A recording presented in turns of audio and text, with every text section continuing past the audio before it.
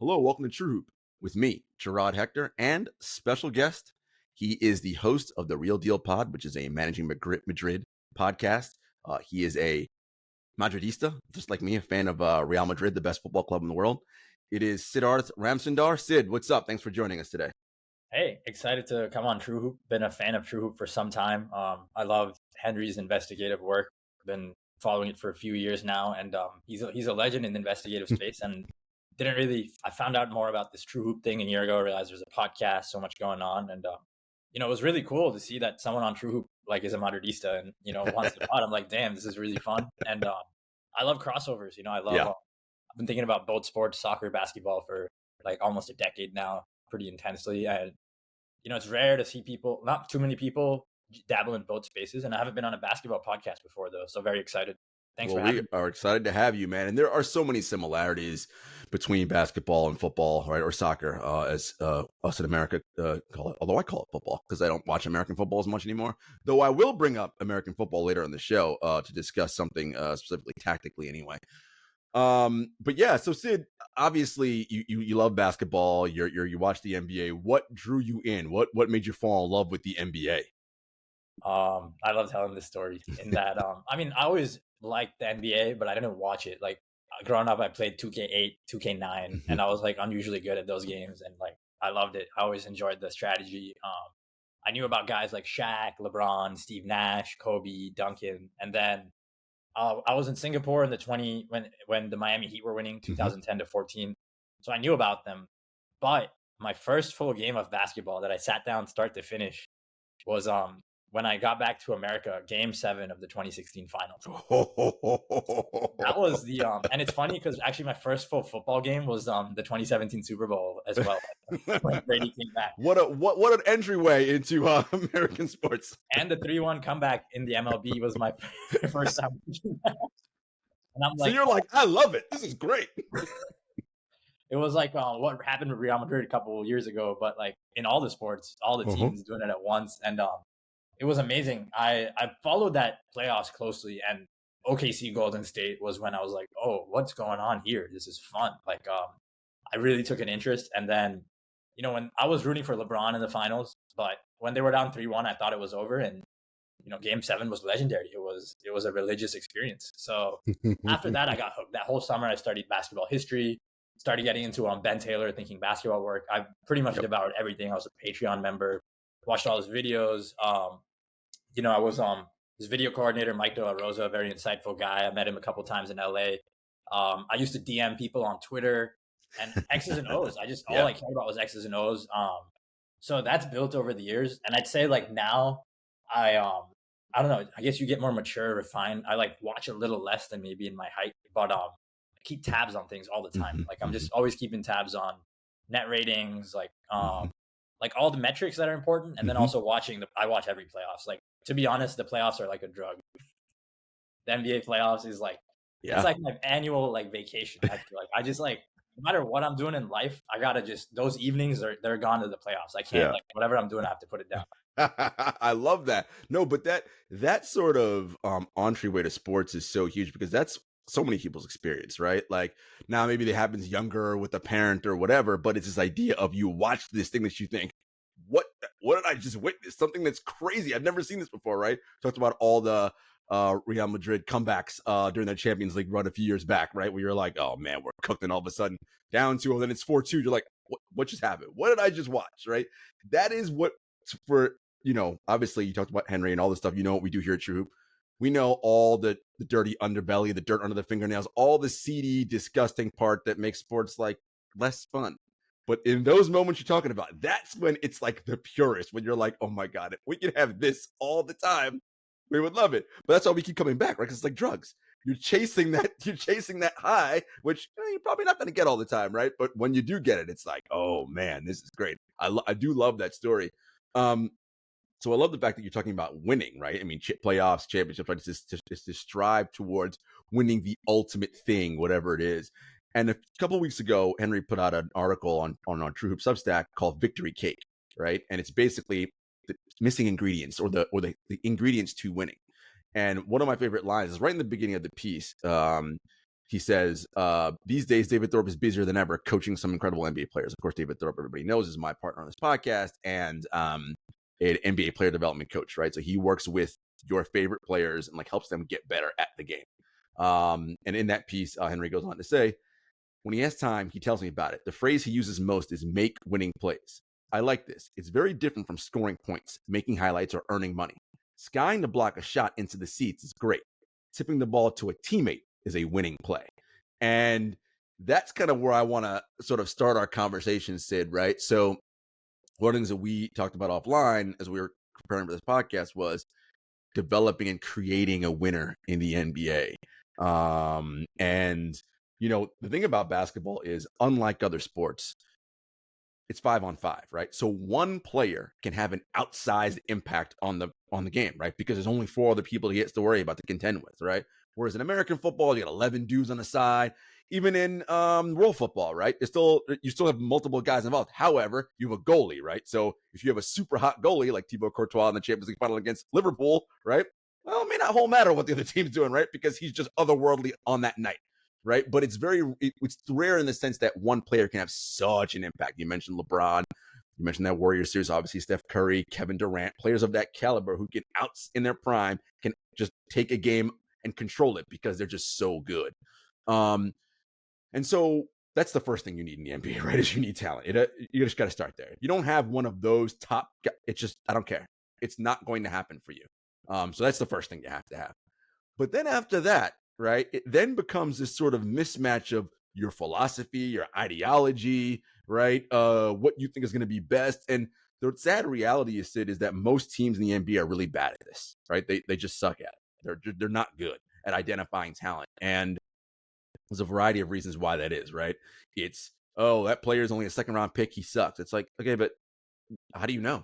Like, just because he felt, there could be a myriad of reasons why he's in the second round. The most famous recent example, of course, is Nikola Jokic, right? Like, nobody saw him being the best player in the world when he was drafted 44th or whatever number it was, right? I mean, but now look, right? I mean, talk about a guy that control everything, right? I mean, so this idea of, a player is what they are.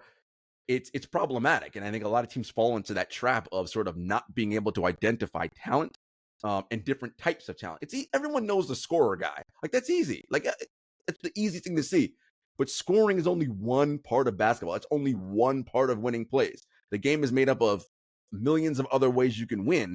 And that's where I think teams struggle, is identifying what are other ways that we can win possessions, which ultimately help us win games.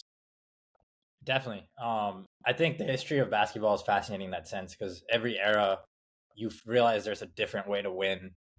It feels like, well, for most of history, it was like the tall traditional big man, that archetype. And Jokic is funny because he came in a time when people thought that archetype's dead. And he's one of the best. But going back to the 60s, I think like the way basketball was so played before, like it is almost it's like was a little primitive at points, like the way they approached it. Like it's like it was like the 80s game is like watching cavemen play the game. Yes, give the ball to big plotting center, back it down, hook shot over which, by the way, Kareem Abdul-Jabbar is one of my favorite players of all time and one of the basketball greats, like legendary. If you just go through his list of basketball accomplishments from his time in high school here in New York City at Power Memorial all the way through college at UCLA, and this is he's Mount Rushmore, right? One of the all-time greats. But that was a different style of basketball than what we play today. Totally. And, like from what I've read, even going into the Phil Jackson, like we obviously Magic and Bird were great, but you go watch those teams and it's like stupid split actions, getting guys open for like weird mid-ranges where they barely get any space. And you're just like, what am I watching? Like, why would you run around those screens into the mid-range? Like, and yeah, the lack of spacing obviously is weird, but then, even Phil, I remember, at least from what I've gathered, like, this famous triangle offense that he introduced that turned Michael Jordan from a scorer to a winner, as they say. And then same thing for Shaq and Kobe, turned them from just second round, first round exits to champions. My understanding is they abandoned it in the fourth quarter. Like, it was nothing like the high octane offenses we see today. It was just like a way to keep things somewhat unpredictable until the fourth quarter. And then in the fourth quarter, the triangle was, from what I gather, scrapped like really often. I don't know if that's true 100%, but so even going into the Shaq and Kobe days, I don't know how many like effective offensive sets you have. Obviously, you see the beginning of like Tony Kukoc playing the four, Robert Ory coming in playing the four. You try and space the floor more, but um, I think it's interesting that even the 2000s basketball, like up till the time I started following, or the 2010s, it was still primitive. Like the Hmm. internet didn't change much. There was a lot of people closed off to 3-point shooting, Hmm. and I remember when I started following in 2016, I read about how Wall Street Journal had an article about how like people from Silicon Valley saw the math and realized like a mid-range shot that's right inside the paint is like Hmm. basically the same percentage as a 3-point shot that you take. How often players make it, and just aesthetically, the 2016. I guess that's the first one I want to talk about. I don't know, was Curry the largest innovation in basketball history in terms of like how you approach the game? I feel like the Miami Heat with Chris Bosh was maybe pretty close, the five Yeah, out. very close, very close. And I love it because LeBron and Curry brought that. Even Durant sort of like Yeah, brought the like the big guy who shoots just spreads the correct, floor. correct. That wasn't as big before. Like I feel like 2010s is when basketball really started taking itself seriously. And even then, like the 2012, like watching the Heat offense, it's still primitive compared to the Cleveland offense Oh under yeah, for um sure. No, you're so what you've witnessed is right the evolution of the game is what you're talking about, right? And that is exactly what happened.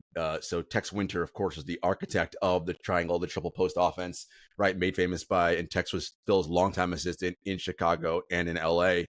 And yes, in fourth quarters, they would abandon that and go to a more Michael or Kobe take us home kind of thing, right? That kind of hero ISO ball um, way to play. And look, it, you can argue about its aesthetics, but guarding Michael Jordan one on one or guarding Kobe Bryant one on one is a difficult task, right? Now, we would argue in today's game, as I do on the show all the time with David, and it's not even an argument, David and I agree on this point. Look, locking down the best one on one players in the world is very difficult. However, as a team, if we know you're not going to run any action, and the only thing you're going to do is give the ball to one guy to break it down, you're going to run a high pick and roll to get our weakest defender. Guess what? We can solve that because the other four guys aren't worried about what if this guy moves. They're just saying, hey, don't worry, the ball's going to him, and that's all that matters. Let's. So that has we're starting to slowly move away from that, even though for some coaches it's still a problem. still Mentioned a three. problem in 2024. It's It's still a crazy. problem because it's coaches are so reticent to change. It's such a difficult thing for them to do. And also stars are reticent to change, right? Like they want to have the ball in their hands because they believe I am the best choice for us to win this game, right? And it's this weird thing, Sid, because in order to get to the NBA, first of all, of course you have to be good. Duh, everybody knows that. And when I say good, I mean fucking elite. Like, do you know how many people in the world play basketball? Millions. There are 450 NBA players. That's it. Like, so you have to be so good to be in this league, right? That's number one. Number two, you have to have an insane level of confidence and self belief. If you don't, you will not make it. I promise you, you will wash out when the first training camp. So of course you think if I have the no, it's best if I have the ball now because I'm going to make this happen. That's how you've been your entire life, right? And they all have it. And you mentioned the 3-point line was a gimmick many coaches saw it as, right? They were like, this silly thing. I'm only going to use it late in the game when we're down or whatever. And now they realize, wait, with space, we can do this. We can actually incorporate this. And Curry was the revelation, right? Because it wasn't so much the ability to shoot. Of course it was. It was the ability to shoot on volume and shoot off the dribble and off movement, right? Those were the three things together where it was like, wait a minute, what the hell are we doing here? And I say this, I joked about it all the time. You know, Prime Curry, you have to guard him when he gets out of his car in the parking lot. Like that, right? Everything is in range. Like everything is in range. And that then forces the court geometry to change. Now, if the Warriors run a high pick and roll out at the center, the mid-court line, which they do often, you have to go up there because he can shoot from there and make it, right? And if you come up to do that, what does that leave behind you? Acres of space. And with all the movement they do, now you're worried. If I got a big, slow plotting guy, I'm screwed on defense, right? Because he can't get out to the corner in time and also race back to cover the rim. So they force teams to change and adapt with how they do things. And the Spurs did a bit of that as well in their run with their 5 out and that ball movement when they beat the Miami Heat. When actually they really should have beat the Heat 2 years in a row. They just got that Ray Allen shot was just just insane. Um, It but yeah, was. it's evolution, right? It's just everybody realizing, wait a minute, if I have multiple people on the floor who can do multiple things, that's a good thing, right? Versus one kind of person, right? Who can only do one kind of thing. Yeah, and I love how Steve Kerr played a role in this, no doubt, because like the Spurs, the Bulls, he was on both those teams, Mm-hmm. and I always I don't know how like if you classify it that way, but I always see the Warriors system in his words where he's called it a mixture of the Spurs system and the triangle, where like a little bit of drive and kick, Mm-hmm. but also with the off ball action. Mm-hmm. And but where Larry Bird and Jordan and Kobe like were free in the mid range. And I guess like I've looked at the numbers and those guys like they were really devastating off ball like scorers, no question for their era. Like even Kobe in 2009, that 2009 Lakers offense built around him was ridiculously good. And he was a big part of it because he could score in so many ways. Mm-hmm. You could run like a variety of sets, post up, like him coming off screens, ISO, pick and roll. He could do it all. And that was beautiful. But yeah, I mean, what Steve Kerr had with Steph Curry, I don't know how many coaches would have done that. I mean, maybe many do. I guess he did replace Mark Jackson, who isn't like the Well, Mark best. didn't do it, right? That's why like Mark didn't do it. Yeah, and they still won 50 or something, right? They With were Mark very Jackson. because they were awesome defensively, but he Okay, unlocked them offensively. Steve offensively. did. Mm-hmm. Gotcha. And I mean, yeah, like you said, playing bigs off the floor, one of the most fun things. I often wonder like how Shaq would fare against Prime Curry. Like he'd score, I but man, think. he'd be exhausted on the other end. Well, here's the thing. Rookie Shaq coming out of LSU was very different Shaq than Shaq that we saw in LA. That and there's, I mean, I remember because I was there. I'm an old man, but David laughing at this because he's like, "You're not old, I'm old." 92 Shaq. I mean, that guy, slimmer, can run up and down the floor, can handle, and still like a humongous man, right? So had he been that player and not bulked up so much and just like because they got the heavy version in LA, I think that guy'd have been perfectly fine in this peak era because he could move around and was super agile. And I think that would have been an interesting case study, right? One of the things I love about today's offense, and this you mentioned, it's a combination of the Bulls, the Spurs, right? The legendary basketball coach Hubie Jackson says you set screens for one reason, to make the defense think, right? So the screen's coming. Look, what is my job? Am I going over the top? Am I going what is our assignment on this? Okay, so that's one piece. With the Warriors offense, right? As David famously calls the Cuisinart, it's constant ball and player movement. With that happening, what does that mean? You're constantly thinking, what are our defensive matchups? And all you need is hesitation or slight confusion where you're like, oh, wait, am I? And it's not even like, and the way I describe it is it's nanoseconds we're talking about. And these elite players, that's all they need is a half sliver of space. Boom. One of my favorite things I love talking about is the 2017 finals when Durant hit the shot over LeBron in game 4, I believe. And he's Three. talking 3, and he's talking about the end of the game and how he sees the play going on. He's like, all right, look at the clock. I know it's gonna be a 2-for-1. We'll definitely have time to get the ball back if we miss, whatever, it's fine. I'm drilled when I see LeBron switch on to me. As I'm coming down the left side, I'm noticing he has his back heel down inside the 3-point line. Once I saw that, I knew I was going up to rise up for the shot. I'm like, fuck do you calculate that? But that's how their brains work, right? Instead of LeBron being up on his toes press, which meant I have to drive by him, right? I saw the heel back, I'm letting it fly, right? These are the things that have happened, right? You kind of catch players in indecision or in moments of, ooh, that's my advantage right there, going for it. That's how their brains work. They're like computers. That shot broke my heart. I was a big LeBron fan.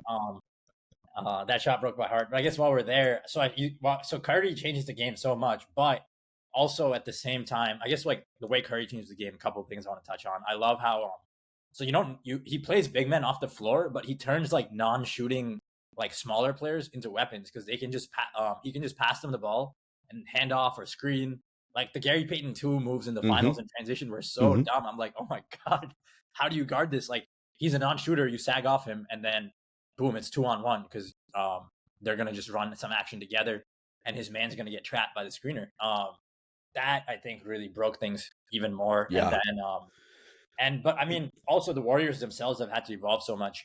Is the final note on them in that just like 2014, 15, they win 67 and they're good, but those sets don't work in 2024. Everyone knows what they are. And Mm-hmm. so Mm-hmm.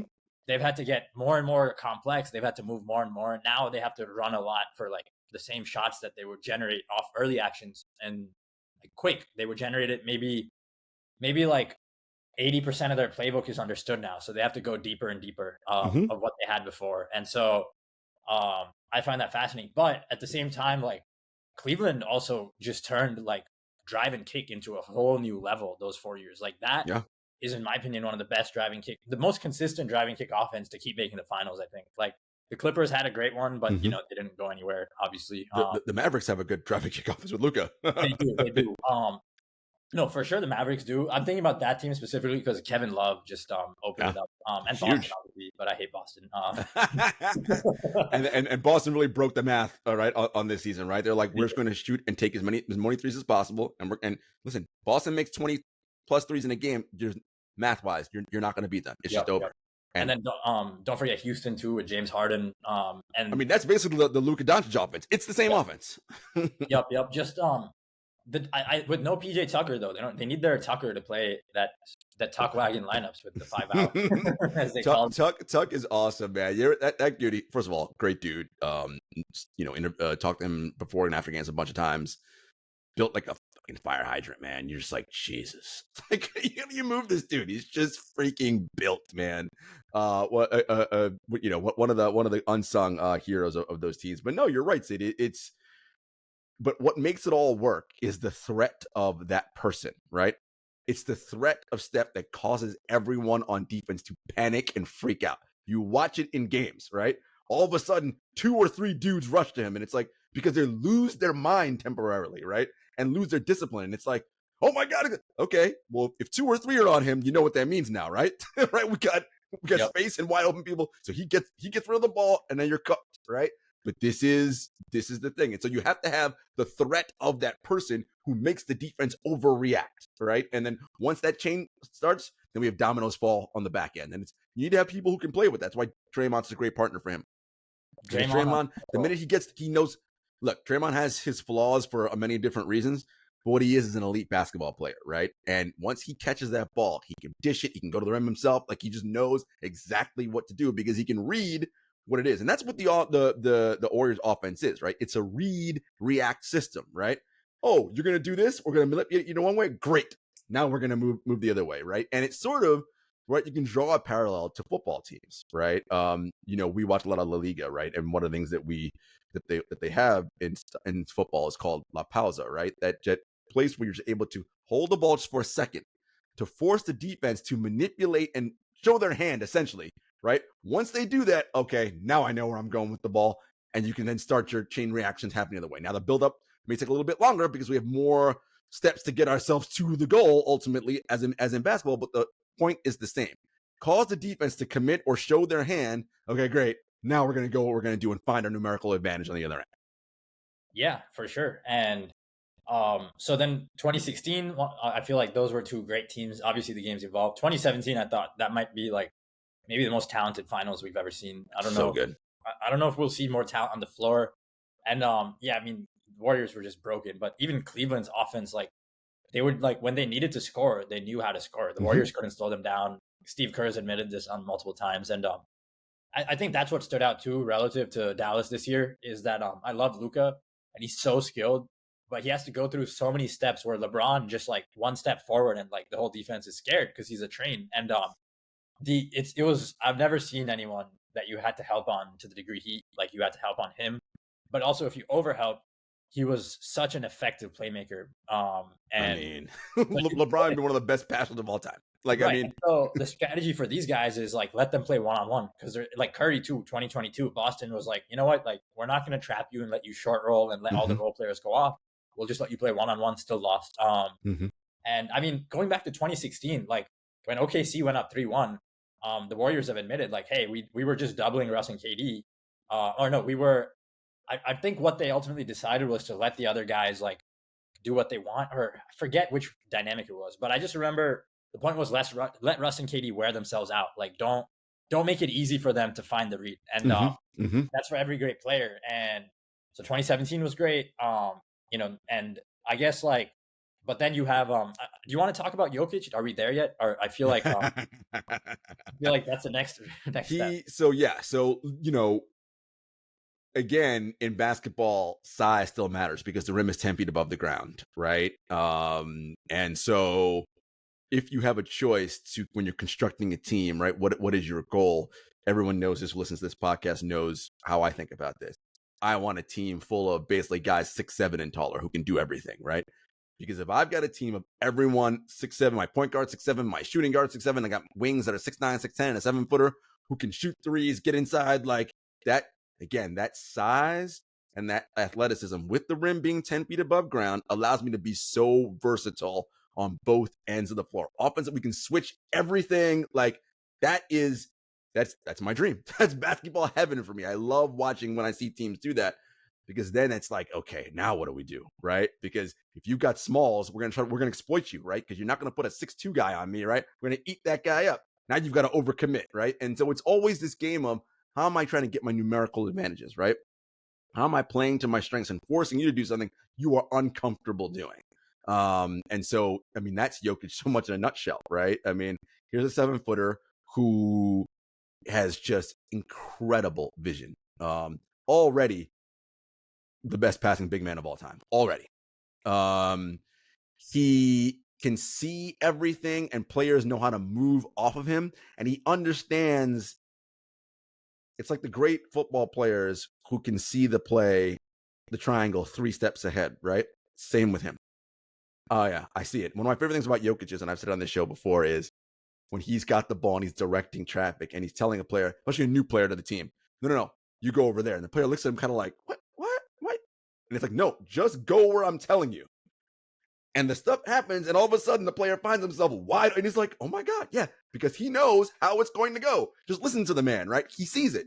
It's a computer brain. He knows how it's all going to play. So you add that ability into his incredible touch inside, his scoring ability, his shooting ability. He can rebound. I mean, all of that is what makes him so difficult to stop, right? Is that if you just play off him and you put enough guys who can shoot, defend, right? Again, have multiple skills around him, that's what makes him so tough to beat. I mean, that two-man game with Murray is such a joy to watch, right? Whether he's the one like bringing the ball up and Murray's setting screen, or vice versa, right? It is a beautiful, beautiful thing to watch.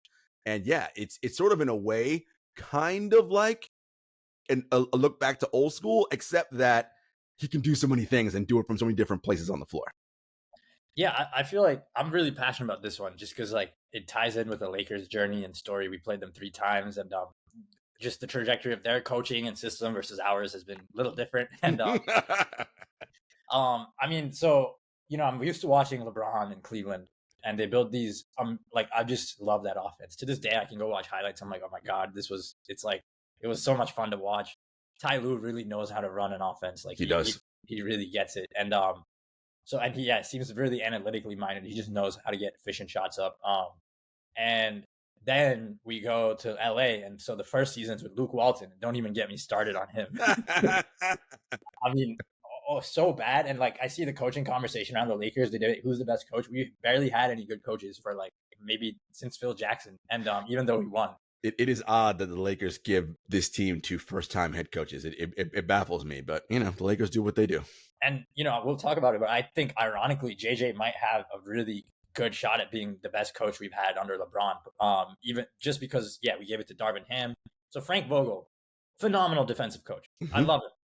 The offense was so bad, even when we won. People don't realize he literally neutered the offense even when we won. Like he gave it to LeBron and AD, but like it was all read and react, but it was all on the players. There was no like off-ball screen anticipating the help coming in, and then like when he's gonna go recover, you don't have an off-ball screen, so you have a guy open in the corner. And I feel like the first team, a team that really optimized this with Jokic is Denver, and we saw that even in the 2020 series. Like it was really close. We were more talented. Our stars were more seasoned, but Denver's offense I thought was more sophisticated at that point. Even they yes, it was a lot of Jamal doing like 360 acrobatic layups over LeBron, which I don't know how, and AD too, which is different. But I feel like what Denver did is take a bit of the Warriors thing, where always moving around Jokic, never stop, just like Curry. But also like maybe even to a different level, where like just the amount of ways they like trap the help defense in their own scheme. I don't know how to explain it. Maybe you probably have more. No, I know what you mean. So here's part of the issue that we should bring up when it comes to offenses and schemes that teams run. You have to have buy-in from the superstar player. If the superstar player doesn't want to run that, it doesn't matter what the coach is doing. The player's going to do whatever they want on the floor anyway, right? That's how the NBA works that way. In that JJ Redick or Frank Vogel or who, doesn't matter. They're not in charge. LeBron James is in charge, right? Whatever he decides he wants to do is what they're going to do, right? Now, if he ahead of time is with the coach ahead of the season, is like, yeah, I'm down with this. We're going to run that. So that whole like off ball movement, react, that's highly unlikely, right? It's not what he's going to want to run. All that being said, yes, what Denver did or does with Jokic is have a system where the players all know if we move around off of him, we're going to get the ball, because that's how Jokic plays, right? He will. It's always about, the great quote we love to use on this pod is when Kawhi realized where it really unlocked for him with the Spurs was when Pop said to him, "When I designed this play, it's not for you to score. It's for us to score," right? And so it's that mindset. And it's hard, again, as we talked about at the top of the show with basketball. It's only 5 guys. It's always an outsized emphasis placed on the main guy. But when everybody's operating under the standpoint of what gets us the best shot, right? Now, it may oftentimes mean that your best player ends up with it, but what are the steps to get you there, right? Is it just dribble the ball for 8 million seconds and that, right? Okay. Or is it pass, cut, right? Yeah, right? Which is what the Warriors do, which is what Denver does, right? We're trying to get the best shot for us to score. What is the best thing in this situation for us to get a bucket, right? And if it's you, if it ends up being you, it's you. But if it isn't, right, great, move it. And it's sometimes hard for players to want to accept that motion-based, everybody touching kind of thing, even though they all know the ball finds energy, right? Ball and play. When everybody's involved and it's synergistic like that, it's a beautiful thing to watch. And it makes players want to sell out for each other on the other end. But why am I going to sell out on defense if I know I ain't going to touch the ball? So guess what? I'm not diving for that loose ball. I'm not fighting over the top of that screen. I'm not, right? And that's the other part about this. We talk about tactics and talent, all things we talk about. But trust, empathy, there's so many different soft things that are hard to put your finger on because you're not in if you're a fan, or you're not in the locker room, so you don't know what the dynamics are like behind the scenes. All you do is watching what's happening in front of you. But if that is not a cohesive, gelled thing, you're not going to see it. And to draw a parallel back to our favorite football team last year, and I talked about this with you on your pod, that team last year seemed really together and enjoyed one another in a way that I have not seen them, a Madrid team, enjoy each other in a while, right? Just enjoy. Everyone seemed to get along really well. Now, it doesn't mean that if a team gets along really well, they're going to honor. That's not what I'm saying. What I'm saying is that's a huge element in when you get onto the field, knowing that's my guy. He's got my back. I got his, right? That's an important piece of wanting to do your best for the collective. And it's hard in basketball, right? And not every team has it. And so it's difficult. Yeah. Real Madrid, especially with the absence of a conventional striker, they all just realized we got to come together and play together as a team, not pre-rehearsed, but just kind of read each other's body language on the pitch. That I think is a different level than even things we see anywhere. Like that was just something else. Special. Because it wasn't like very rehearsed at all. It was really not. And there was trust there, Sid. Trust is such a big element. There was just trust there among those guys. And look, in the NBA, and I know it because I cover the league, and not a whole lot of trust in a lot of locker rooms for a variety of different reasons. Yeah, for sure. And I think also the other thing though is also in the case of like the Lakers, just Vogel didn't know how to run that, like what I was talking about, the help beaters, like specifically the plays where LeBron's top of the key and driving. You got 2 guys in the corner. Do something to free them up. You know they're going to double. You know they're going to pretend to double. You know they're going to try and cut off the pass. Do something about it. And it was a lot of like, LeBron drives. Maybe there's like too much help. Can't make the read. Possession dies. Or LeBron has to hit difficult mid-range or three-pointer or, and that was happening a lot. And it really came like full circle when we played them the last 2 times. And it's funny because actually I think Darvin Ham improved the offense quite a bit. The offense is very good under him. In most situations, except like at points he just didn't call enough plays. Like he didn't like there were still a lot of half court situations where he didn't call enough, just like call a help beater, call something where like your main player is driving, but you anticipate how the defense is going to react and you have something ready for it, which he, like the transition offense was great. The spacing was great. The three guards, they criticized it, but it was a big part of why LeBron and AD were able to get out, run, and put up some of their big numbers because the little guys actually create a lot of space in transition. Reeves is very good. Yep. And even like I'm talking even going back to like I understand why they played Russ and Pat Bev and those little lineups just because he decided, okay, we're gonna run every game and like that's good. We're gonna try and win the mat by running more. And I get it. I'm excited for JJ only in the sense that from what I've gathered from his shows, and you know he studies all the cool analysis online. I think he's very aware that you can run, read, and react. You can have these little sets that provoke the defense in a certain way and like not be fully improvising. Like you don't just rely on LeBron seeing the pass, but you also have a little system in place. Like, hey, you know he's screening, the man's gonna come open. If he doesn't, you have a plan B, kind of like the Warriors, like Denver. And I think LeBron's at an age where that's what's needed. I don't think you can win without the highest level coach for him. I think you need a top coach like a Spoelstra or a Ty Lue. I just don't know what they're doing, man. This mom and pop shop, they're so.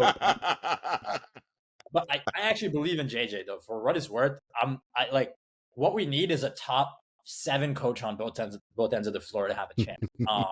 And so far we've gotten someone who's either like top 5 or 7 in one aspect or 2 aspects of coaching out of 5. Yeah. And we haven't gotten someone great at all. I love Frank Vogel, but like he just really doesn't know how to run an offense. Like I did. Coach Thorpe would love you for saying this because, as he says all the time, coaching matters in this league. Like JJ's a brilliant basketball mind, but regardless, he's still a first-year head coach, and first-year head coaches often struggle because it's hard, right? It's just this is a hard game to understand and to do. And you mentioned, you know, this idea of calling more plays, having more sets. I think there's a balance there, right? And again, we can draw a parallel to Real Madrid under Carlo Ancelotti, giving players a structure, but then freedom within that structure, right? Here are our basic principles of things that we believe as a team. Within that, I'm going to give you all license to do what you see happens based on situations, game state, what's flowing, right? But basically, we are running, pressing, whatever the things are that we are. This is who we are as a team. But within that, there's freedom for you to react based on how the game is going. What your opponent's doing. And I think that's sort of the challenge, right? That push pull. And David mentioned this on one of our recent shows in that, he doesn't like so much scripted stuff happening on the basketball floor, right? But he also doesn't think that, there should never be a point in the game where Kevin Durant hasn't touched the ball for 3 minutes. Like that, right? That should never be a thing, right? So there has to be this way in which you make sure you incorporate the people who need to be incorporated while also allowing that freedom. And again, that's a challenge. That is not easy because players will often do what they want to do. They'll read a situation, they'll see a situation one way, and that may not be what it actually was. But that's how they saw it. And you're also, in the NBA especially, Sid, who gets paid in the NBA? People who score lots of buckets. That's who gets paid. And guys are trying to get paid. And so, if it's between me getting paid or some other guy, who you think I'm choosing? Me, right? So I'm going to take this shot and try to score here. And these are the things that you're fighting against, right? So again, when fans turn on the TV and watch, it's not as simple as, oh, just do this. It's like, okay, yeah, maybe, but what are all the things that are happening lurking behind the scenes, going on with coaching? Are they listening to the coach, right? There's just so much at play here. We talked about the ingredients to winning, and we're making some Madrid parallels. What I like and what David likes in basketball, and I think it applies to football too, Sid, is elasticity. In that there are different ways in which we can make things happen. The team that right now in the NBA is doing that, in our estimation, is the Oklahoma City Thunder. I love what that team looks like right now. Of course, Shai Gilgeous-Alexander, who's one of the 5 best guards in the NBA, right? All NBA first team. You have Chet Holmgren, who as a rookie, already like an elite defensive player and an elite shooter. You have Jay Williams, who, and David and I think, if that guy makes a jump to all-star, like, look out, right? Like now this team's a real problem. You got Lou Dort, an excellent defender who's an elite shooter. right? I mean, you just have, and they just picked up Caruso and Hartenstein. Like, you have a team right now that has everybody that's 6'4", 6'5", or taller, with 6'6", 6'7" wingspans and tall and longer, who can shoot, who can defend, who can play without the ball, play with the ball. That's getting closer to my dream of a team with the smallest person being 6'7", right? That's what you want. And we can do a variety of things because of the versatility of the players we have. That to me is the future of the NBA. Now they're young and they need to sort of, go through their lumps, which they did last year, right? Got beat in the playoffs. Like, they'll learn from that. I think Dagnall, by the way, talking about coaching, is an elite coach on both ends of the floor, and he will get better as well, right? Like, this is only year 3, I want to say, for him, 4, right? So it's just, think about anything you do. The first year, so you're an engineer. The first year you started coding, or first day, you were shit. You're doing it for 10. By year 10, you're way better year 10 at coding than you were the first day you started coding, right? Same thing with this. The first time you do it, the first day is always the worst you're ever going to be. In theory, you get better as time goes on. Definitely. And I'd say one difference between Real Madrid and NBA is I think, well, obviously in soccer you have ball progression, which you don't care about in the NBA. You get Right. to half court unimpeded mostly. Yep. Or if you can't, that means you're not made for the NBA. Like you know, you got unless you're being pressured by unless Drew Holiday's on you. Well, then yes, because he's really good, or Derek White, or these guys are really good. Yeah, they gave Chris Paul, Devin Booker the fits sometimes in the final interview. I remember those. I'm like, damn, this is like crazy, like full court press versus crazy ball. I mean, Drew is. I mean, routinely his peers will say he's the best non-big off-ball defender in the league. Like, he's just so good. Yeah, I respect Drew a lot. I just there was a time when I thought he's overhyped. I'm like, listen, man, he's never given LeBron problems like when he's played him. But now you put him on the right team in the right role, he's something. And I think, but yes, I think in soccer the lack of a salary cap actually means you can stockpile more talent on the best teams.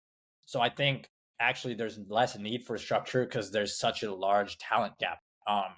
Like Real Madrid are way more broken relative to the competition than I wouldn't say the best team in the NBA is probably just as unfair relative to the teams they play. Mm-hmm. But as soon as you get to like 5 to 7 onwards, like there's a lot of parity. You're not going to beat everyone. Matchups matter. Even like the third or fourth best team in the league might not really have that large an advantage in a lot of games. And well, like they do, but it takes time to add up. It takes 48 minutes. Whereas in soccer, it's like, all right, like we have 90 minutes. We'll just figure it out at some point, and we're going to score a couple. We'll get through the game. And I think the talent gap means you can be less structured in soccer, and it's still a big paradigm shift because no other top team plays as unstructured as Real Madrid. Correct. Going back, like look at every single Champions League winner. City, Liverpool, 2021 Chelsea, even Chelsea, like it was a structure. Havertz, Werner, drop, Mount drives. Like there was a system in place. And yeah, Liverpool less positional than City, way more positional than Real Madrid.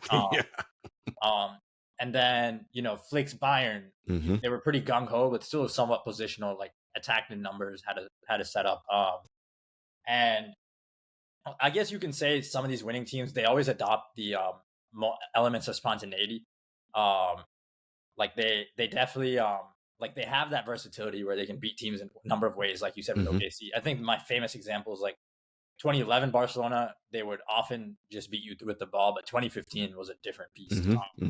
And I think the better team, in my opinion. Like, for me, they've always been. Because, like, I love David Villa. I love Pedro. I love those guys. And yes, Xavi in his prime was not on the 2015 team. But, like, there was a game in January 2015 when I realized they'd be scary because they were playing Atletico Madrid in the Copa del Rey. And they scored, like, multiple counterattacks. I'm like, oh, shit, they realized they can play fast or slow. And at that moment I was like, what's going on? Like it was right when our season started falling apart. I'm like, wait, we were supposed to win. They were supposed to suck. What happened? And winning and that's where Real Madrid have that strength where it's like Carlo always says in press conferences, we have never had a fixed identity for a few years. It's just really weird too in soccer because like this happened after he was at Everton. Like he was considered washed and but I would say in soccer, we have a problem as a whole more than basketball. I think basketball still trends towards like some coaches need to microstructure some things better. In soccer, I think there's an overstructuring issue. Too much development. like we talk about building a winner, like winners are the ones who, and I love talking. This is like a niche subject I focus on. I'm not a player development guy, but when I like work with people, I try to tell them about the different levels of the brain they have. And the split second reactions are not something you train like through like you don't go in the film room and get good at those. Those you get good at by playing in unstructured environments again and again, by playing in the slums of Brazil, in the street soccer Mm-hmm. courts of Mm-hmm. Paris. That's like the dribbling. Dribbling is not something you like learn. You can study enough film like Vinny, where he's like, okay, I got to take less touches in the box, then I can finish, which is what he did. But you can't like change that how you dribble. You can't that easily. It's really hard. And I think that's something in soccer as far as building winners. Teams are trending too much towards structure. You have teams like Man City. They could have beat us last year, but they were too scared of dribbling the ball. Mm-hmm.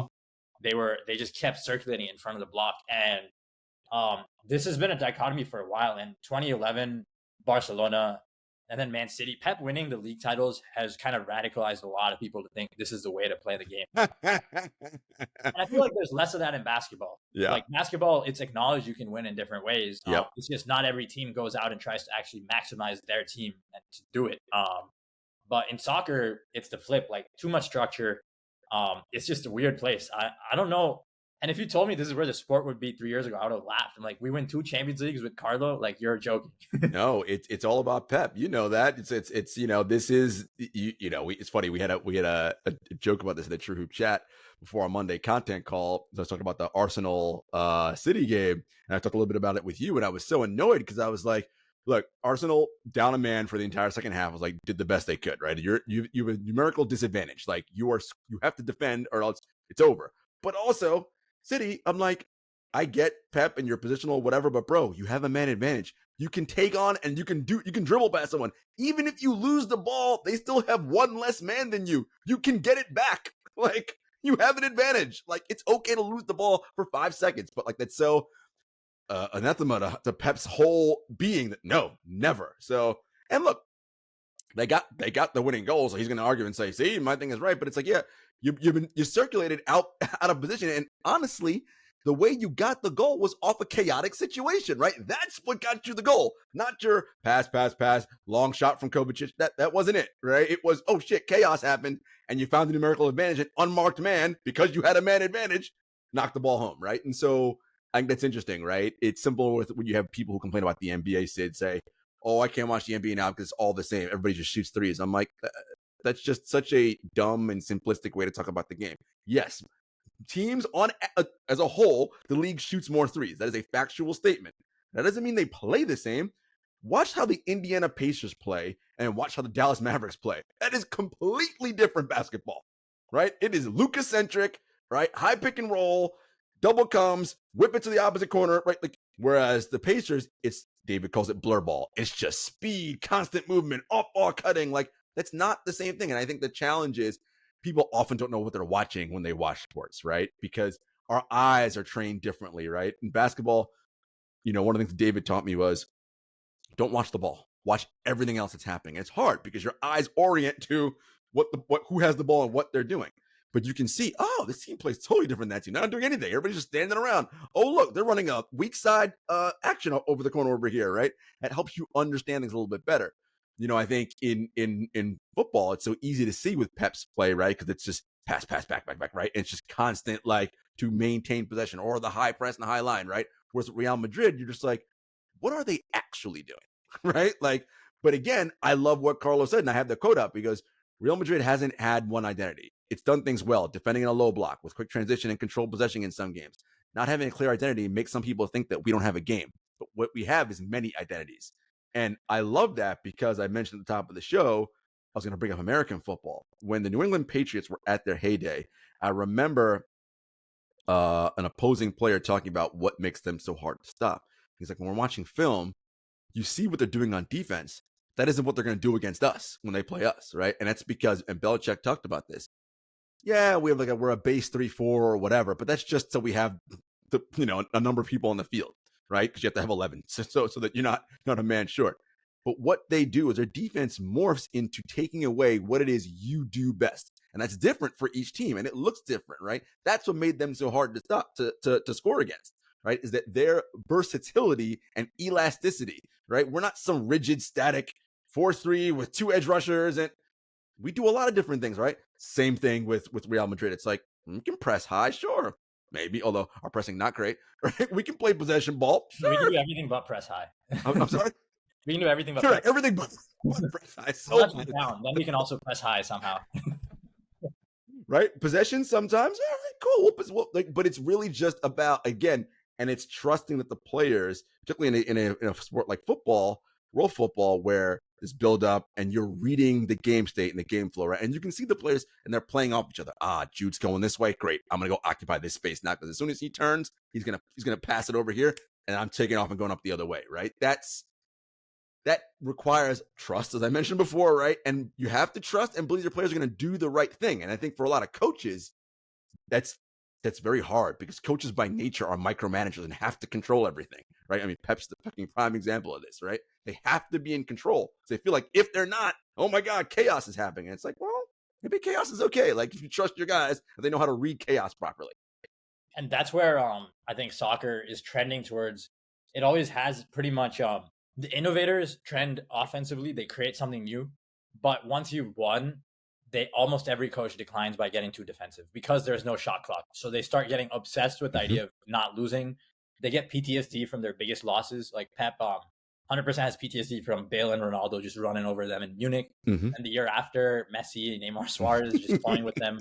And then the year after is probably when he has the most PTSD, when like they defend well 99% of the game, and then Griezmann and Torres got free like twice, and Atletico won. It's like Their line was perfect, and like Alaba missed it by an inch. Griezmann gets open, and Munich, boom. And I was so happy when it happened. I'm like, damn, like they had this down. But that's why he's become this control freak, where he plays 4 center backs even when he's playing against 10 men. It's just funny to see. It's just funny to see though, because every coach trends this way. Yeah. And I think this like last 18 months is the first we've seen of Guardiola's like slight decline. And here's the thing, I don't want to call it a decline because part of it is just like he doesn't have a Vinny, right? He doesn't have a Bellingham. He wanted them. He's got Doku, who I think could be good, but he puts the shackles on the dude and doesn't let him do anything. He did, and he turned Jack Grealish into something that he's not. It's funny though because I get a lot of it. Like I actually think what Man City had to do to build their winner, they erred too much on the side of offense before. They thought they could play Zinchenko against top players, Cancelo against Rodrigo and Vinicius. And he repeatedly realized like you have to play a certain type of defender to win the Champions League. But and also, he had Fernandinho, and like he played better defenders, but he made the rest of his team a lot more intricate on the ball, like press resistant, like Fernandinho out, Rodri in, Grealish in instead of traditional wingers who can lose the ball. And I always liken Grealish's first, like the treble winning season. The others have been a little funky. Yep. The treble winning season, he was like Iniesta on the wing for me, where just elite back to goal or facing goal, never loses the ball, can beat a man, but also just never loses the ball. So just using him to consistently attract players, toy with the team. I loved it. I knew when they signed Grealish and then Haaland, I'm like, damn it, like they're probably gonna win it at some point. But hey, I mean, only one with all that money. So. all that city football group money. They still only have one Champions League, my friends. Yep. Us winning both sides of theirs really makes it hit better. That like. Listen, anytime that we can take down Pep, wherever he is, it's always joyful for us, right? Because of all the, all the history that Real Madrid has with Pep Guardiola, right? And Johan Cruyff and that whole like, style of football. Well, also because so many fans think like we have no chance going into every time we play them. Every time it's over. And the bookies too. The bookies always have us lower. But I think also, Sid, that is it to me. And tell me, what do you think about this? All you constantly hear is how the Premier League is miles better than any football league in the world, and they're so much better than ever. And I'm like, look, I get that you guys have a lot of like top end talent and top end teams, but I'm sorry, Ipswich and Wolverhampton or what? They're what, Man U, like these are not good teams. Like Newcastle, like come on, man, like don't tell me. And it's this idea that what bothers me is I know they don't watch other leagues; they just watch Premier League. I'm like, you know why Real Madrid does so well when we get the Champions League? Because we're so used to playing against terrorist football teams all season long. Like all they do is play low block and foul the shit out of us every time we get into the box. So when we get to, we're like, oh, we're fine. We know how to deal with this stuff. That's all they do. Low block and foul, and then don't get called fouls, right? Headhunt us. Like, it's terrible. I just feel like, it's like, Premier League so much more physical. I'm like, dude, I don't know about that, man. Watch these low block La Liga teams who just foul on purpose all the time. I was like, I don't know about that. I think La Liga's blocks are better. I think the Premier League, the thing, some of those teams you mentioned, they'll just have like 2 or 3 crazy high wage earners that would never play for the 10th place or 15th place team in any other league because of the money. Right. And so, like, Coutinho for Aston Villa, like, right, almost winning Liverpool the title. Steven Gerrard coaching like that low team. You don't get too much of that in La Liga, but La Liga's blocks have always been great. I always say, like, they had like years and years of playing Messi, Neymar, Ronaldo, Bale, right. Benzema. So they just became like so good. They're schooled in it. Yeah. I don't even know if it's as great, like as great as it was like back then. There were points when it was just unbelievable, and it's still very good.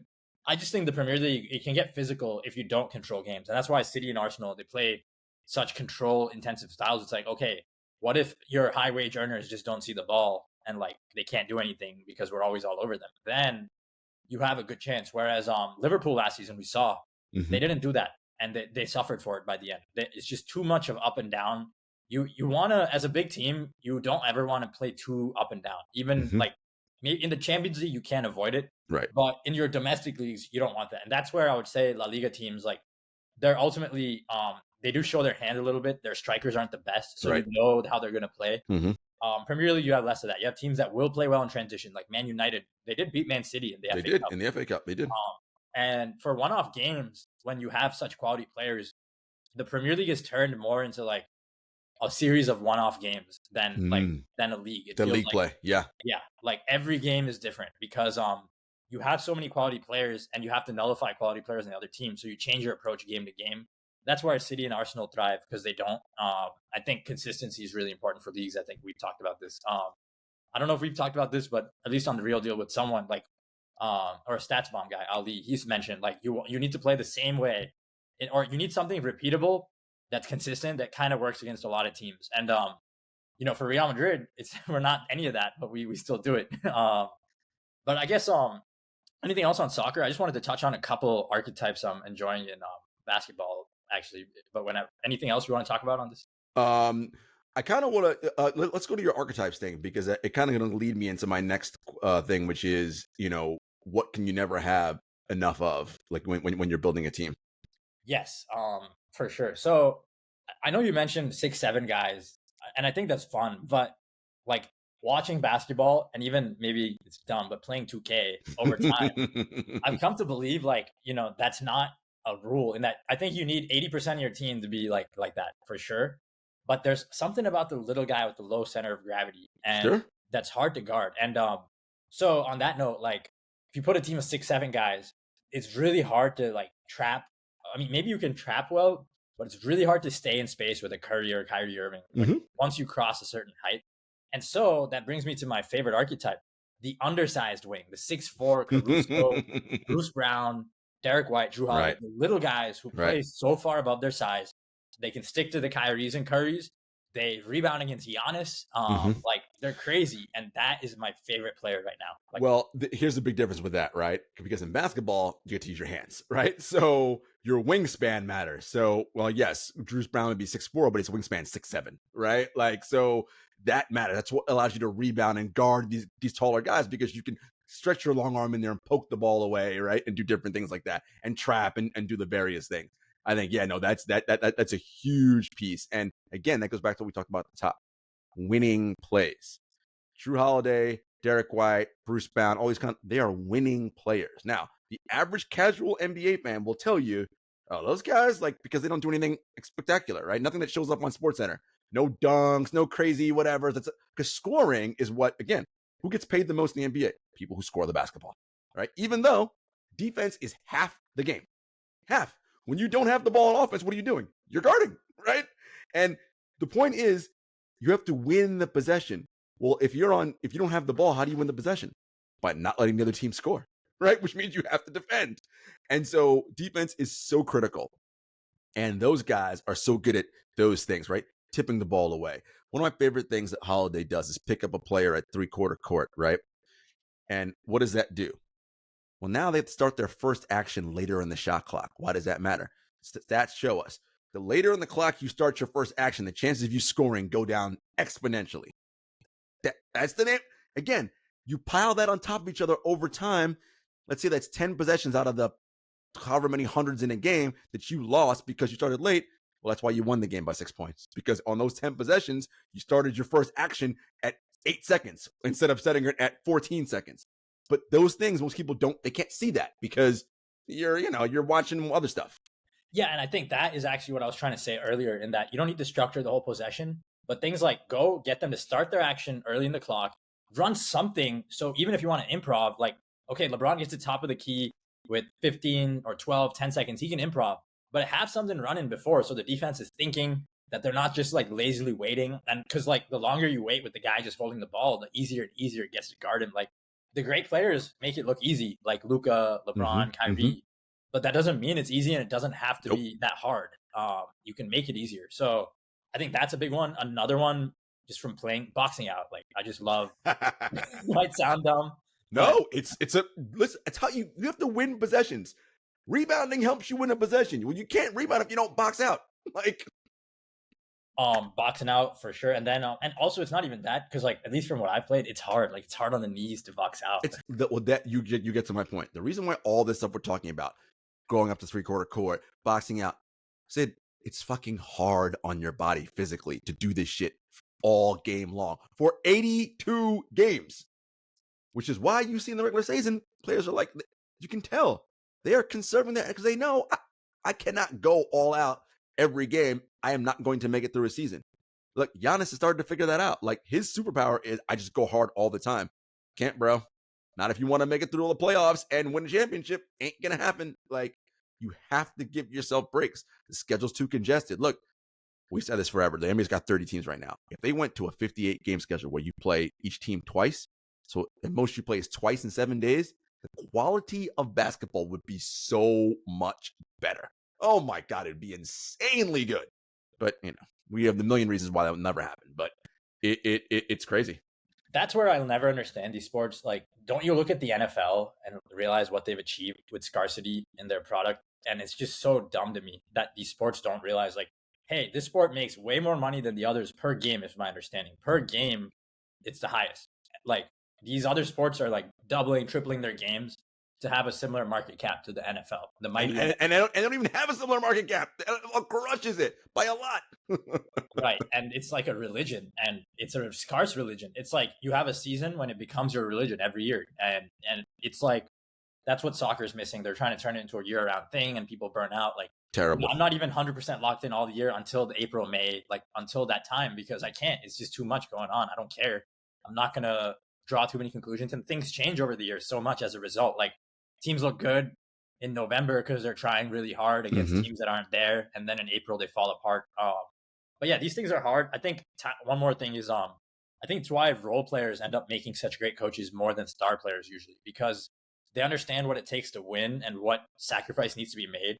And guys like Zidane, a great like Guardiola and Ancelotti, I would argue they're still role play. Like they were role players. Carlo maybe a little better, but yeah, they were still not like superstars in their heyday. Carlo's like considered one of the best players to actually become a great coach. We saw with Xavi, didn't know how to communicate the nuances of his position play to the team. There's also a bit of him not like taking coaching as seriously as I think he should, like where he coached before, kind of taking for granted that he'd be able to convey things to players. And then Xavi is interesting because he seems to have the communication aspect down. He does. He was a star in his playing days. However, I think people revise things with him. Like, yes, he played great long balls, but his actual press resistance is nowhere near a Xavi or a Cruz, not even close. Like, in fact, a major criticism of him in the Clásicos against Pep is like, he's great, but against high presses, he's actually not that good. You could subdue him, and he's really understood like that aspect of the game more. Like he played under Pep, he got better, way better. I thought that was big for him. So role players, and at least for me too, when I was playing, I was never good. But I was always a role player. So defensive nuance is all I focused on. And another nuance I love is hedging. Like I think that I see this when I play 2K, but like it might sound dumb, but you're playing in park with random players. I play my career as an individual player. I got a Jokic build and a Ja Morant build, and this 2K, last 2K, I had a Giannis build that was broken, but I yeah. love it. I love it. So, but the point is, when I'm playing with players I like playing, it's like, okay, if a man drives by me, they immediately show and give me a chance to like recover their man, and it's so much more fun defending. And even when I play basketball or soccer, it's like you don't have to actually double team, but pretending to do something you're not doing on defense.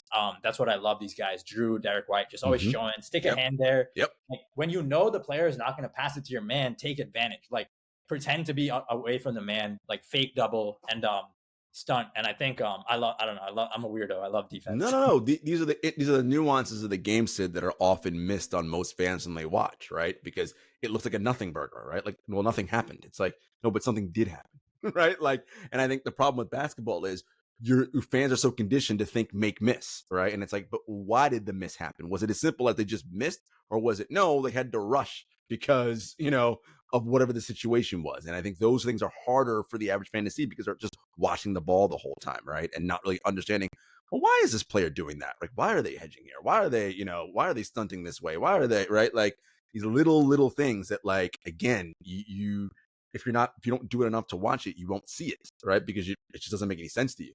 I love the football comparisons. I think you're right. I think Xabi Alonso, head coach of Bayer Leverkusen, I think he, first of all, of course, they had an incredible season last year. Big game this weekend against Bayern Munich. We'll see how they do against that. Bayern playing well under Vincent, so we'll see how they do. But he could have maybe takes the best from Pep, right? In like, okay, some of the control position stuff, but also giving players freedom to kind of do what they want to do. I mean, it helps when you have Florian Wirtz, obviously, right? Like, and players who are really good, Frimpong, etc., who can do some things. But I think that's sort of, again, how do you merge and marry the best of who you've studied under to create your own style, right? Because it ultimately comes back to, what talent do I have? Have I created a system whereby they have complete trust in me and I have complete trust in them, right? And then do they have complete trust in one another, right? That to me, when you're coaching, that's like the number one thing that, right? You can start on that foundation. I think success will naturally come off of everything else. But it's not as easy as I just said. It's fucking hard to do that, man. It's really difficult to do that. And it's a challenge. One of the things I want to talk about sort of as we close out here, we mentioned overloaded schedules in all these sports, right? And even football, American football, who has a smaller schedule than everybody else, they still are increasing games to their season. To me, the next frontier, Sid, in terms of teams that are going to be sort of ahead of the curve, with, of course, I still think teams are terrible as a whole in all sports about building the trust that I talked about. So that's one area right there. But the second is predictive analytics as it relates to injury. Because look, the fact of the matter is players are going to get injured. It's just going to happen. It is. And we are seeing a rise in the soft tissue non-contact injuries. And what that means is overuse. Anytime somebody all of a sudden falls down on the ground when nobody touches them or whatever, those injuries happen because of overuse of their muscles. We talked about the World Football schedule. The way it's being set up right now, Sid, players may have one summer off every 4 years is what it's looking like right now, which is insane, right? Between the Club World Cups and Europa, Copa America, World Cup, like it's insanity. And by the way, it's no surprise that Erling Haaland looks like one of the best players in the world early in the season, because guess who didn't do anything all summer? Erling Haaland. And that's not his fault that Norway sucks at world football, but it is what it is, right? Like, so he got to rest all summer and he looks so much better than everybody else. So that to me is the future. What team will realize, okay, we have the smartest sports scientists in here. We've got all the cameras and body positions. We have enough data that shows movement that we know, hey, Jack Grealish, you played the last 3 matches. You're looking good, but this has gone down 10%. This has gone down 5%. This has gone down 8%. Based on our model, it looks like you now have a 30% chance of tearing your ACL the next time you step on the pitch. Our recommendation is you take this week off, you train, you build back up strength, whatever the various things may be. That, to me, the team that harnesses that, and also the trust, because you have to convince the player to do this thing, which, as you know, almost impossible. If you leave it up to the players themselves, they're going to say, fuck you, I'm playing, because they're competitors. That's how they're wired. The team that can figure out that that in any sport, that's the next frontier to me in being a great team. Yeah, for sure. This is something I'm really passionate about, and was like still will be one of the focuses of my startup. That's what I'm trying to like make an impact in that space. But I think actually paradoxically, like from what I've gathered, like there's everyone has paradigms. I can talk about like their approach, but more than the approach, a lot of what they're doing is based on practical knowledge of genetic freaks. So it's really out of touch in ways they don't really realize. I personally do because I've never been a genetic freak. I've been injured and tried a lot of things in my life. I see what they use that helps, but foundationally, these guys' bodies are so good at turning water into wine, so to speak. They And their high pain threshold also. Exactly. So you really I would argue right now the metrics are all bullshit because they're saying they're in the green zone and then they're getting the soft tissue injury. Your green zone doesn't mean shit. You don't know what you're talking about. Your model's wrong. It's wrong because it's just based off all these numbers of genetic freaks, and it's getting harder the more games you introduce. And you could argue even things like more electronics everywhere, more electronic use. It means like they're always the best players will have some discipline and they're going to be freaks. But as soon as you get to someone who's not as disciplined or who's not as much of a freak, your approach won't work the same way. You have to like take into account that like your green zone for LeBron is different than your green zone for me. My green zone is not LeBron.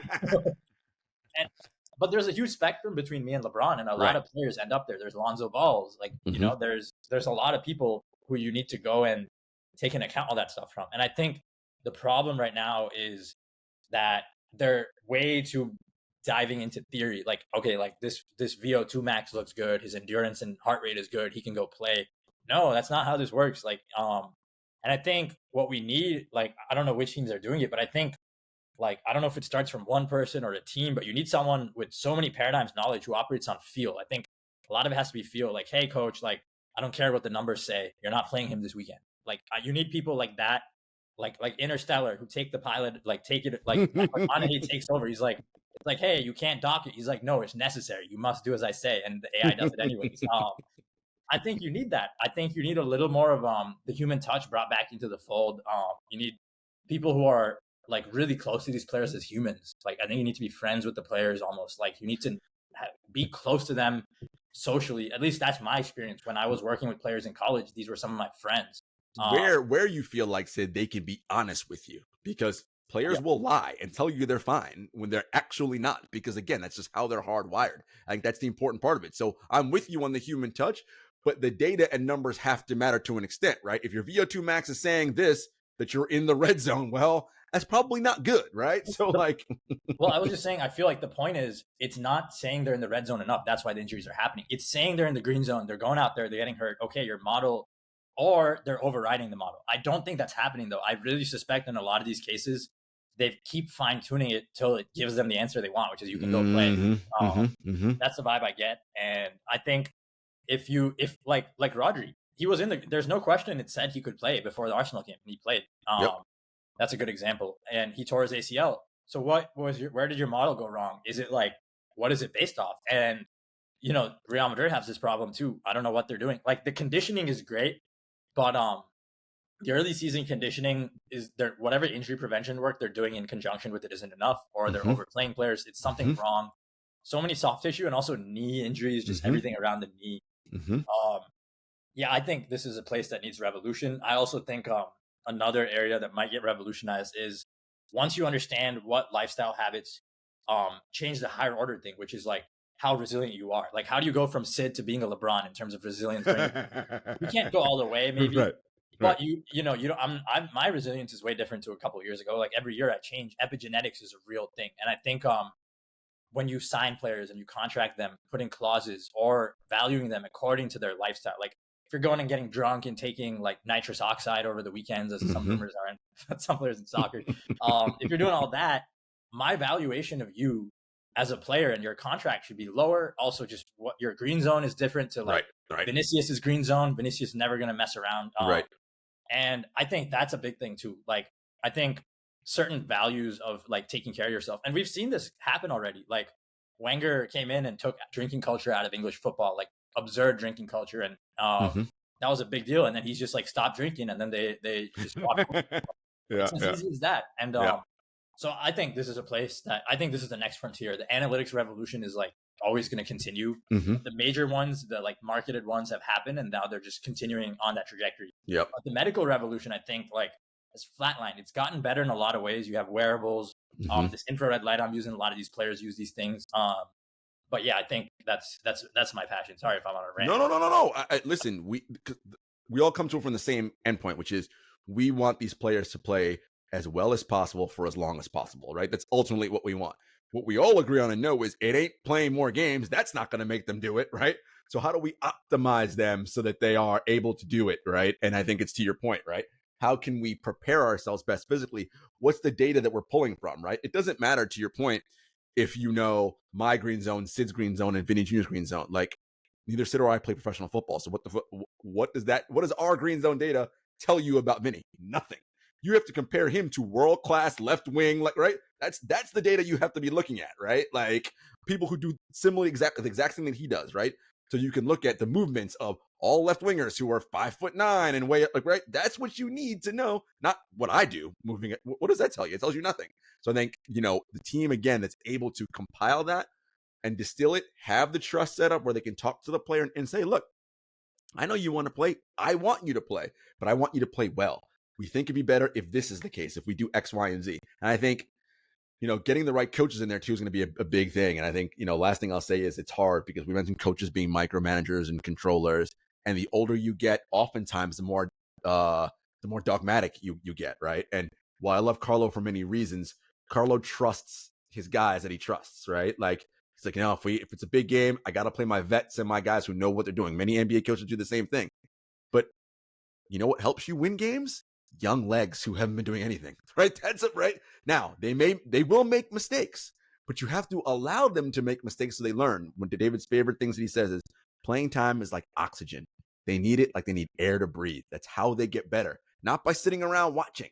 They got to play and be in the fire and learn because then they have the reference point so that when it happens again, I know what to do here, right? But sitting on the bench is not going to get you to do that. And it's hard for coaches to do that because if they lose the game, what's the first thing the press are going to say to him? Why did you play this 19-year-old? Right? That's what they're going to do. And he's going to be like, well, right?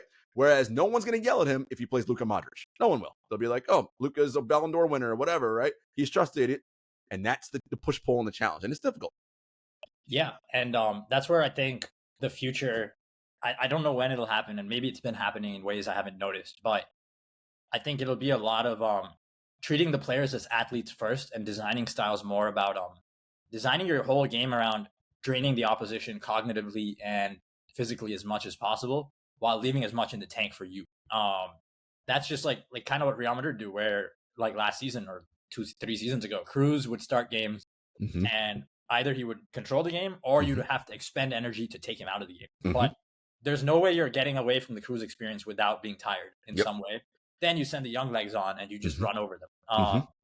And I think substitution patterns, rotation patterns, I want them to be heavily geared towards like optimizing. And Real Madrid do that with Antonio Pintus. Like, people, the criticism now I'm starting to see right now, it literally doesn't matter because we're designed to peak once in November and then really we're designed to peak March to May. And that's been the case going back to 2017. We've just always looked really weird at the start of the Pintus season. Except the one year we didn't was 22-23 when the World Cup happened and then the Pintus plan got screwed over. And he probably modified it so we looked better early on. And I think last year what confused a lot of fans was we were winning games we probably shouldn't have because of Jude's late game heroics, right? That band-aided a lot of what was actually happening. Yes, for sure. And but at the same time, like it was inevitable we'd get better from there. And that's where people were like, wait, this isn't the team that Jude bailed out in September anymore. They realized later in the season. But yeah, I think this is the future. Like athletes first, get to know them as humans, take care of their bodies, and then let the rest come from there. Also, I think just players' as discipline, I think is a big focus. Like LeBron's 0 Dark 30 mode where he turns off social media. I love that. LeBron's always been one of my inspirations in this regard with how much he spends on his body. And last thing I would say is, sports, because it's a little bit of a closed club sometimes, you get these weird instances, and I've seen it, no specific names, but like you'll get contractors who are good at marketing themselves, but they're not adding much. Like these fancy wearables that tell you nothing. Like, your neurotransmitters are high, so you should go play this way now. Dude, like, go get your son steak and steel and sleep, man. Like, forget all that. And I'm like, you're getting contracted, but then you don't have anyone who works with like herbs, or like you don't have as much nutritional therapy going on, or Right, your right, nutritionist is just someone who knows how to market themselves, not someone who's like tried every diet in around the right, globe. right, We right. want more of that. And I think it's coming, but just like with Golden State, someone has to go show it. Like Mhm. it's like that. Yep. I think you're dead on. Sid, this is a great conversation. Hope everybody enjoyed it. A little crossover of basketball and football. It's just interesting things happening beyond the play on the pitch and on the court. Again, you can find Sid at Tactical Fouling on Twitter. If you're a world football fan, listen, he's a Real Madrid fan, so sorry, you're gonna get Real Madrid stuff. But he also will give you honest analysis of what he sees in other teams and other leagues as well. Sid, thank you for joining us. We appreciate it, man. Thanks for having me. All right, take care, folks.